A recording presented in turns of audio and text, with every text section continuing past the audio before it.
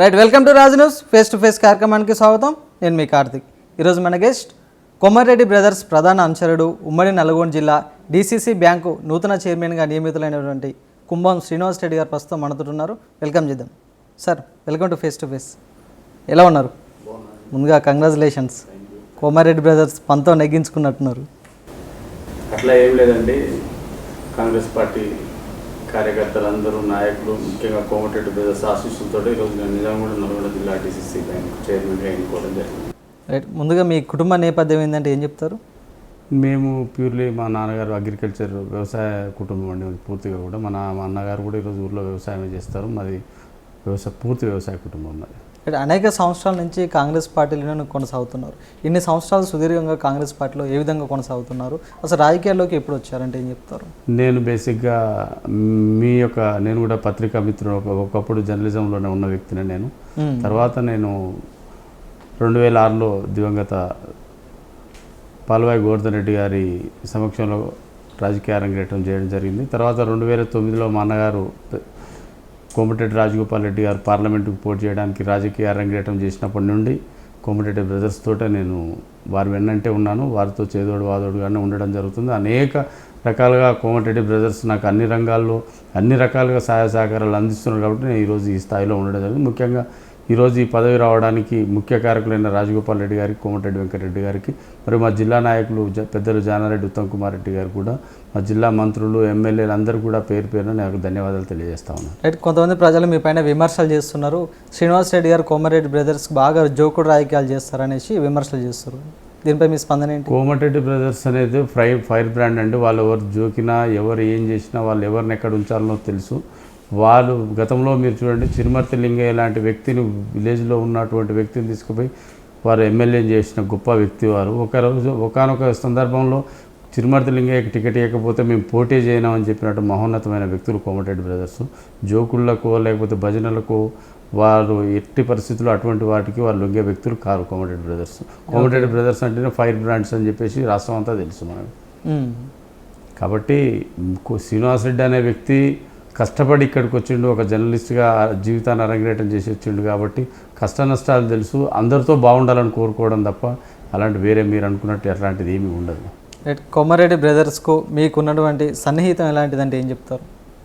నిజంగా కూడా వారికి ఒక తమ్ముళ్ళలాగా నేను మెలుగుతున్నాను. నన్ను కూడా వాళ్ళు ఒక చిన్న తమ్ముళ్ళలాగానే చూస్తూ ఉంటారు. అన్ని రంగాల్లో అన్ని రకాలుగా నన్ను చేదోడు వాదోడుగా చూస్తున్నాను. అన్ని రకాలుగా సహాయ సహకారాలు అందిస్తున్నారు. కాబట్టి ఈరోజు ఈ స్థానంలో ఉండడం జరిగింది. రైట్, ఇన్ని రోజులు సైలెంట్గా ఉన్నటువంటి శ్రీనివాస్ రెడ్డి గారు కాంగ్రెస్ పార్టీలో ఒక్కసారిగా డీసీబీ బ్యాంక్ ఎన్నికలు రాగానే తెరపైకి రావడానికి గల కారణాలు ఏంటి? లేదండి, అట్లా లేదు. మేము 4 సంవత్సరాల క్రితం జరిగిన ఎన్నికల్లో కూడా నేను సైలెంట్గా ఏం లేను. ఇవాళ 17 మంది డీసీబీ డైరెక్టర్ ఉంటే 16 మంది టీఆర్ఎస్ వాళ్ళు ఉంటే నన్ను గుర్తించి ఆ రోజు జిల్లా నాయకులు అందరూ కూడా ఒకటే కాంగ్రెస్ పార్టీకి ఇవ్వడం జరుగుతుంది డైరెక్టర్ అంటే, ఆ రోజే నన్ను గుర్తించి కాంగ్రెస్ పార్టీ తరఫున నన్ను డీసీబీ డైరెక్టర్గా చేయడం జరిగింది. చూడండి, గత 4 సంవత్సరాల నుంచి కూడా డీసీసీబీ చైర్మన్ మహేందర్ రెడ్డి గారు కూడా అన్ని రకాల సహాయ సహకారాలు అందించడం జరిగింది. కాకపోతే కాలక్రమేణా మహేందర్ రెడ్డి గారి మీద కొంత డైరెక్టర్లకు ఉన్న వ్యతిరేకతను, వాళ్ళందరూ కూడా కొంత 10 మంది డైరెక్టర్ కాంగ్రెస్ పార్టీలో జాయిన్ కావడం వల్ల అవిశ్వాసం విషయం తెరపైకి తేవడం జరిగింది. అందరూ కోరుకుంటేనే నేను చైర్మన్ అవ్వడం జరిగింది. అంటే ఎంతోమంది ఉండగా డీసీసీ బ్యాంక్ చైర్మన్ మీకే వేయడానికి గల కారణాలు ఏంటి? నేను అదే చెప్తా ఉన్నానండి. మేము ఆ రోజు 108 మంది పిఎస్సిఎస్ చైర్మన్ ఉమ్మడి నల్గొండ జిల్లాలో ఉంటే ఆ రోజు మేము 24 మంది మేము కాంగ్రెస్ పార్టీ చైర్మన్ గెలవడం జరిగింది. మాలో ఆ రోజు ఒకరి డైరెక్టర్గా ఒకరికే అవకాశం ఇచ్చారు కాంగ్రెస్ పార్టీ తరఫున. ఒకరు నేనే అవ్వడం వల్ల ఈరోజు నాకు ఈ అవకాశం దక్కింది. అందరు డైరెక్టర్లు కలిసి గొంగేడి మహేందర్ రెడ్డి గారిపై ఎందుకు అవిశ్వాసం పెట్టాల్సి వచ్చిందంటే ఏం చెప్తారు? అదే డైరెక్టర్లు ఓపెన్గా మీ ముందే ప్రెస్ మిత్రుల ముందే స్టేట్మెంట్ ఇచ్చిన ఆయన ఒంటెద్దు పోకలతో మమ్మల్ని పట్టించుకోవట్లేదు. కనీసం మేము టీఆర్ఎస్ పార్టీలో ఉన్నప్పటికీ కూడా మాకు కేటీఆర్ మాకు పదవులు ఇచ్చాడు తప్ప మీరు కాదు అని కొంత డైరెక్టర్లు అనడం, వాళ్ళు కొంత మనస్పర్ధాలు వాళ్ళకి ఏర్పడడం వల్లనే నా దగ్గరికి నాకు సహకరించడం, రాజకీయాలకు అతీతంగా సహకరించారు. అది టీఆర్ఎస్ పార్టీయా కాంగ్రెస్ పార్టీ అని కాకుండా మేము కూడా 4 సంవత్సరాలు మహేందర్ రెడ్డి గారికి బ్రహ్మాండంగా సహకరించినాం. ఓకే, ఎక్కడ కూడా మహేందర్ రెడ్డి గారితో మాకు ఎటువంటి మనస్పర్ధాలు లేకుండే, కానీ డైరెక్టర్లకు వారికి మధ్యలో జరిగిన వైరంలో కొంత మనస్పర్ధాలు ఏర్పడి ఆ రోజు లేదు మీరు ఉండాలని చెప్పేసి నన్ను డైరెక్టర్లంతా ఎన్నుకోవడంతో నేను ముందుకు రావడం జరిగింది. గొంగడి మహేందర్ రెడ్డి గారిపై కావాలనే అవిశ్వాసం పెట్టారనేసి బీఆర్ఎస్ వర్గాలు బలంగా విమర్శలు చేస్తున్నాయి. దీనిపై మీ స్పందన ఇక బీఆర్ఎస్ పార్టీ గురించి మనం మాట్లాడుకోవడం కాదు. అసలు ఎంతమంది మీద అవిశ్వాసాలు పెట్టారో బీఆర్ఎస్ పార్టీ అధికారం ఉన్నప్పుడు మీకు తెలియదు కాదు. ఎంతమంది శాసనసభ్యులను ఉన్నారు, ఎంతమంది చైర్మన్లు ఉన్నారు.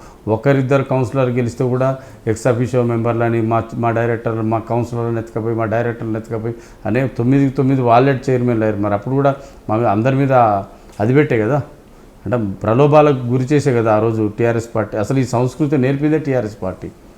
కాంగ్రెస్ పార్టీకి ఈ సంస్కృతి అనేది ఎప్పుడూ లేదు. టీఆర్ఎస్ పార్టీ వచ్చిన తర్వాత డబ్బుల రాజకీయం, గుంపు రాజకీయాలు, ప్రలోభ పెట్టే రాజకీయాలు చేసిందే టీఆర్ఎస్ పార్టీ. ఈరోజు టీఆర్ఎస్ పార్టీ అనడానికి నైతిక అర్హత కూడా టీఆర్ఎస్ పార్టీకి లేదు. రైట్, మీరు ఎన్నో సందర్భాలు అన్నారు డీసీసీ బ్యాంక్ చైర్మన్గా ఉన్నటువంటి మహేందర్ రెడ్డి గారు అనేక అక్రమాలకు అవినీతికి పాల్పడ్డారనేసి మీరు అన్నారు. అసలు ఆయన చేసినటువంటి అవినీతి అక్రమాలు ఏంటంటే ఏం చెప్తారు? అక్రమాలు అవినీతి అని అంటే మా దగ్గర కొన్ని, అంటే ఆయన అక్రమాలు చేసిండు అనేది కాదు, ఆ బ్యాంకులో జరిగిన అక్రమాల విషయాలలో ఆయన చర్యలు తీసుకోలేదు అనేది డైరెక్టర్ నా అభిప్రాయంతో పాటు డైరెక్టర్ల అభిప్రాయం కూడా ఉంది.